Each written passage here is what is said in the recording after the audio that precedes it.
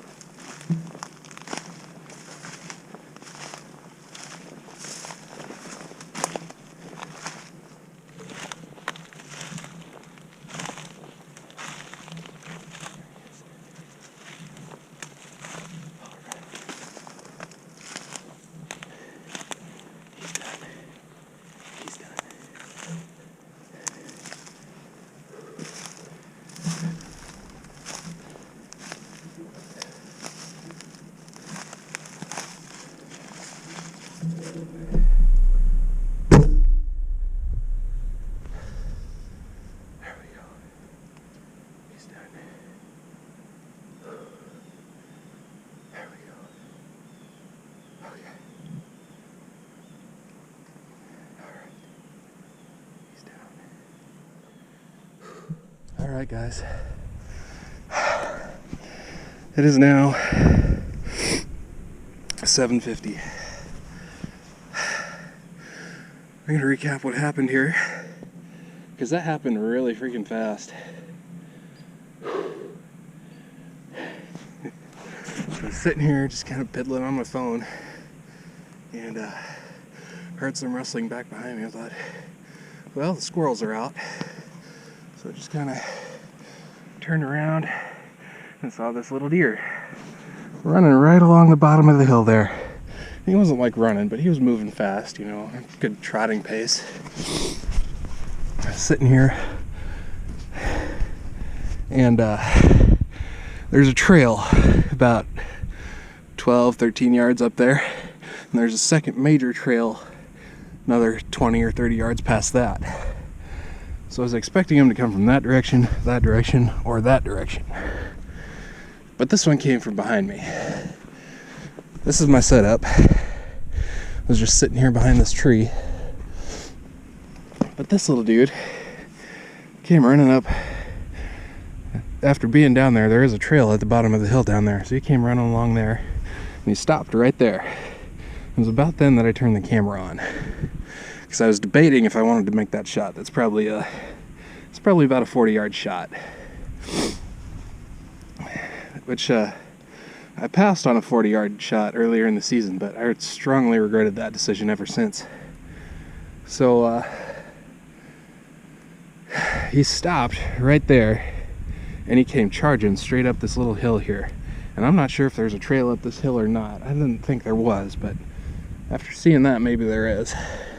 I know there's a trail on the next one over, but not on this one. So he came right up. I should have drew while he was still down there, but he was directly behind this small tree when he was coming up. So I drew my bow, but he must have seen me around the tree. It's not a very big tree, so he was maybe 5, 6 yards away when he saw me. Bolted back down the hill about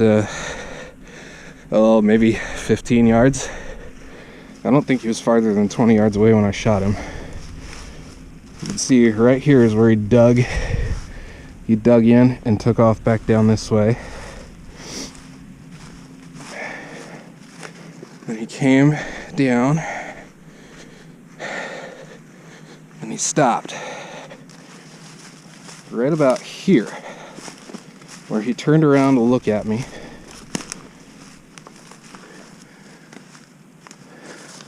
Let's see. Yep, there's my tree. So he stopped right about here to look at me, and I shot through that little gap right there. It was a facing shot. I've studied that shot. I know where I need to put my arrow to make that shot, and I was very confident. So I took it, and I thought he was 30 yards away, but looking at this now, I think he's closer to 20, so I might have been a little high. But he ducked the string, and he ducked right into my arrow, and the arrow hit him in the face. So he started stumbling down this hill. I'm not exactly sure where he stumbled, but he came right down the hill here, and I found blood somewhere. And of course I was watching this all happen.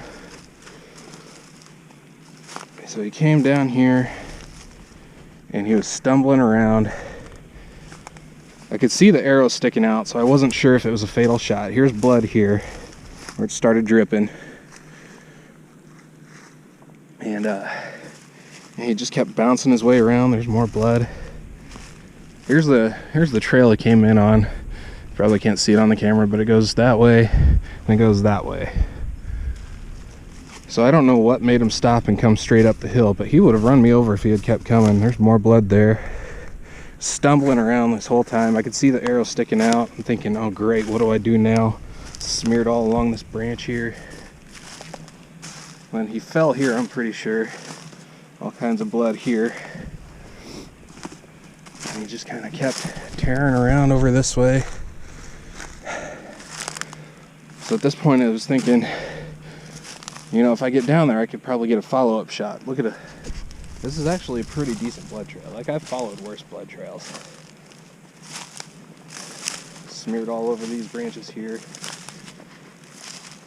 Good amount of blood here. I'm pretty sure he stopped here for a second. And then he just kind of dropped down in that creek bed. So when I saw him drop down in the creek bed, I was like, I'm going to run down there and try and get a second shot. So I did. I came running down here. And I stopped and stood right here. Actually, no, I was right here looking at that arrow.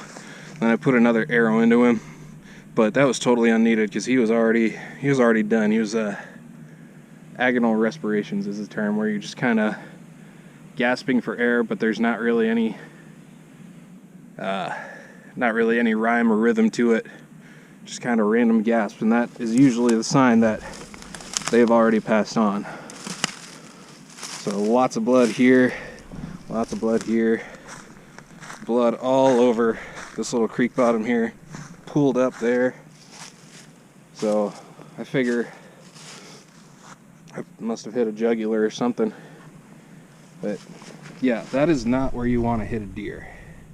Just so you know. That is not where I was aiming. I was aiming right about here, and straight through there is the heart. So it's probably a combination of me aiming too high and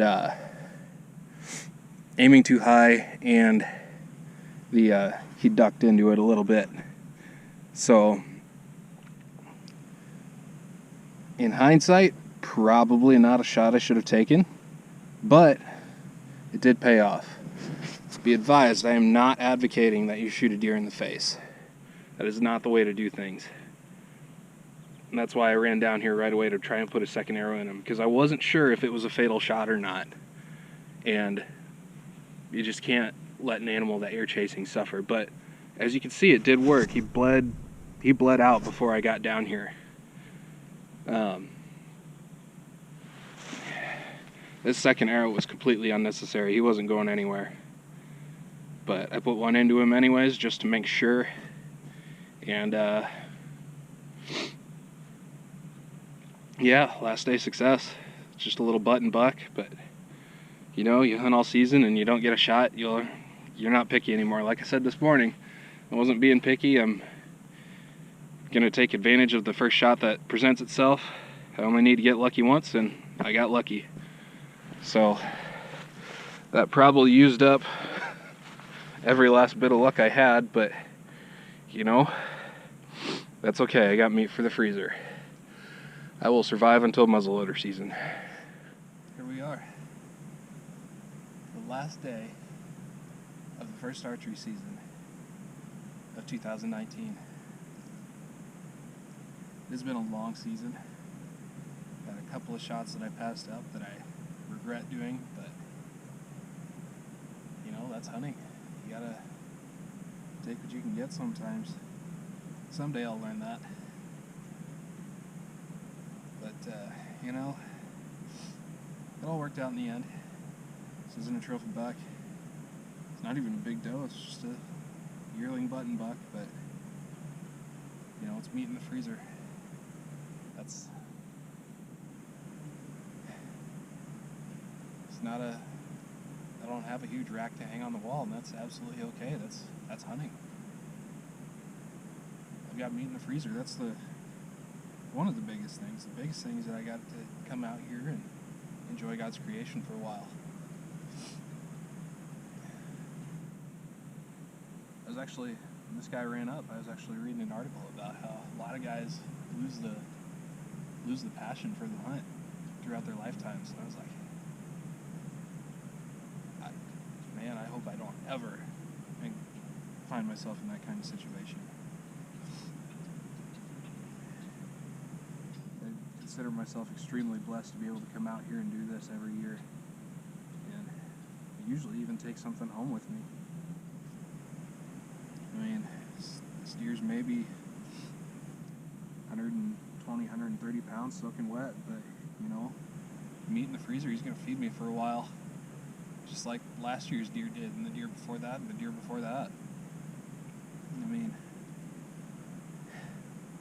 there's just nothing better than being able to provide for yourself and being able to come out here and be in the woods and watch the sun come up and just watch everything come to life around you. It's the best thing in the world.